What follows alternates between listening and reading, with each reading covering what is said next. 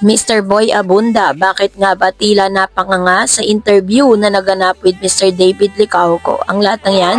But before that, if you haven't subscribed yet to my YouTube channel, please don't forget to like, share, and subscribe at hit mo na rin ang notification bell for more showbiz updates. Bago tayo of course magpatuloy sa ating updates for today's video, nais ko pong pasalamatan kayo for always watching and trusting this channel. Thank you so much sa inyong laging panonood at palagi ang pagsubaybay sa mga updates po natin. Maraming salamat po. And now, eto na, pag-usapan natin kasi pinag-uusapan po sa buong social media platform ang katatapos lang na interview ni Mr. David Licauco, ang kanyang paglalakbay, bakit hindi siya nanalo sa Mr. Chinatown 2014 at ano nga ba ang aral nito sa karera niya. Si David Licauco ay Si David Alexander C. Licauco ay isang kilalang aktor, modelo at negosyante sa industriya ng showbiz sa Pilipinas. Kilala siya sa mga serye tulad ng Maria Clara Ibarra, Mulawin vs. Ravenna, pati na rin sa kanya mga pinamumuno ang mga negosyo.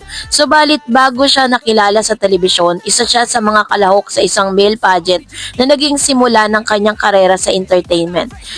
Ipinanganak si David Licauco noong June 15, 1994 sa Quezon City at nag-aral siya sa De La Salle College of St. Benil kung saan kumuha siya ng kursong Business Administration. Ang pagiging mahusay sa sports at aktibidad sa eskwelahan ay nagbigay daan din sa kanya upang lumahok sa modeling at iba't ibang pageants. Sa Mr. and Miss Chinatown, Philippines 2014, siya ay nagtapos bilang first runner-up, isang magandang simula para sa kanyang modeling at showbiz career.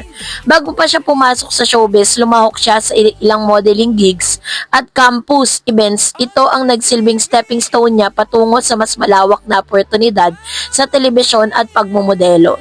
Sa paglipas ng panahon, hindi lamang ang kagwapo ang nagdala sa kanya sa tuktok, kundi pati ang tiyaga, disiplina at pagnanais na mag-aral at umunlad.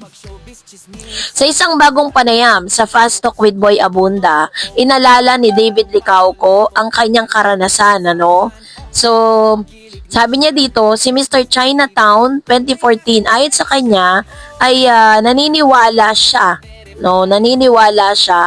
na siya ay nanalo dahil sa nakuha niyang mga special awards at ganda ng kanyang performance.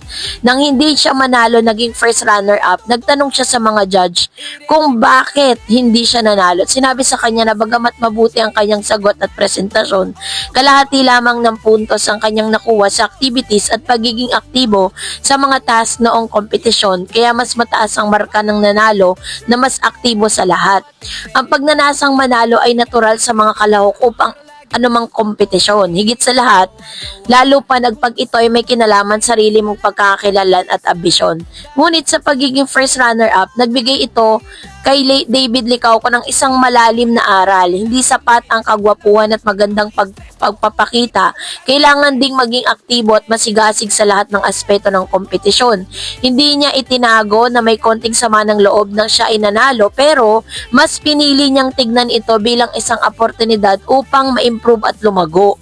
Ito ang nag-udyok sa kanya na mas maging aktibo sa public appearances at kanyang pag-aartista sa hinaharap. Ito yung mga bagay na hindi po inilalabas ni Mr. David Licauco, pero for the first time, talagang inilabas nito sa kanyang interview. Bakit hindi siya nanalo? Hindi lang ito sa pinakagwapuan. Marami ang naniniwala nung una na dahil sa kagwapuan at magandang pangangatawan ay dapat na siyang manalo sa pageant. Subalit, kung susuriin ang dynamics ng pageant na yon, hindi lamang itsura at initial na presentasyon ng basihan ng pagkapanalo.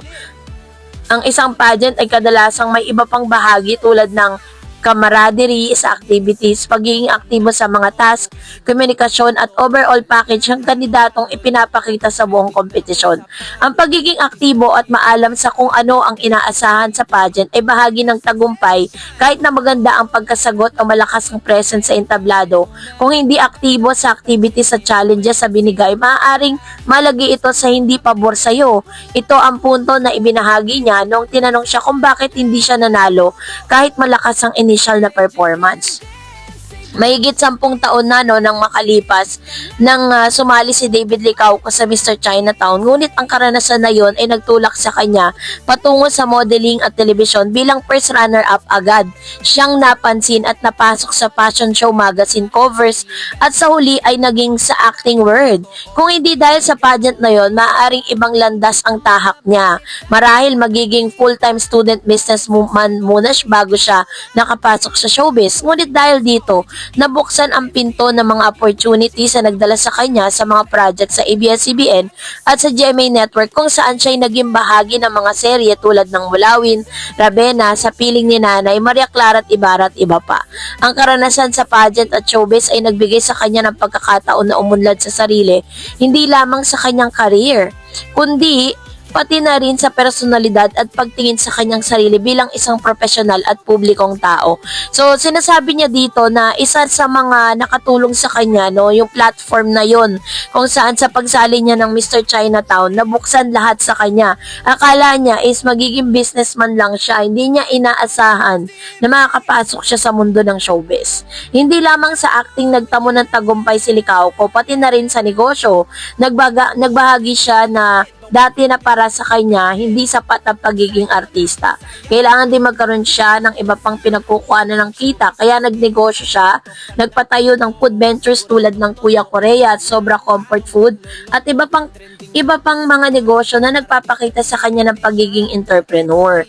Noong 2025, inamin niya na kumikita siya ng halos 50 million kada taon sa kombinasyon ng kanyang showbiz career at negosyo. Sa isang malaking achievement para sa isang artista noong una, ay tinitignan lamang bilang pretty boy sa industriya, no? Pero grabe po yung niya, ang yaman na nito ni David Licauco, ha. So, ang kasaysayan ni David Licauco sa Mr. Chinatown 2014 ay hindi lamang simpleng kwento ng pagkapanalo o pagkatalo. Ito ay isang paalala niya sa buhay na hindi sapat ang itsura o mga unang impresyon. Kailangan din may sipag, tiyaga at aktibong pagpapakita ng kakayahan sa lahat ng pagsubok na ibinibigay sa iyo. Ang pageant na yon ay parang microcosm ng personal at professional na buhay niya. So, doon niya po kasi talaga nasimulan lahat eh. Ang hindi pagkapanalo ni David ay maaaring isang setback noong una, pero naging daan ito para lumaki ang kanyang pananaw at determinasyon sa buhay. Sa halip na sumuko, ginamit niya yon bilang motivation upang i-improve ang sarili sa napiling career path. Kung titignan sa mas malawak na perspektibo, ang paghihirap at pagkatalo ay bahagi ng landas patungo sa tagumpay. So, dahil din po doon nakilala niya, kaya pala napasok siya at biglang lumabas siya sa Maria Clara at Ibarra, di ba? If you remember, that's the first time na sila po ay nagkasama ni Miss Barbie Fortesa sa nasabing serye. At doon na po nagsimula ang karera ni Mr. David Licauco. Kaya malaki din ang pasasalamat niya doon po sa pageant na yun kasi talagang nabuksan ang lahat ng opportunity sa kanyang buhay. Kaya naman yun ang ilan sa mga pag-amin niya, no, na kahit hindi pala siya ang champion, first runner-up lang siya, pero siya yung nabigyan ng chance na talagang umalagwa yung career. Sa pagkakabasa ko po ng article is ang talagang nanalo ay si Ayon Perez, yung jowa ngayon ni ni Vice Ganda. So that's it for today. For more videos and updates, please don't forget to like and subscribe, and please don't forget to follow my Facebook page, Dar Eds TV and Dar Eds channel. God bless everyone.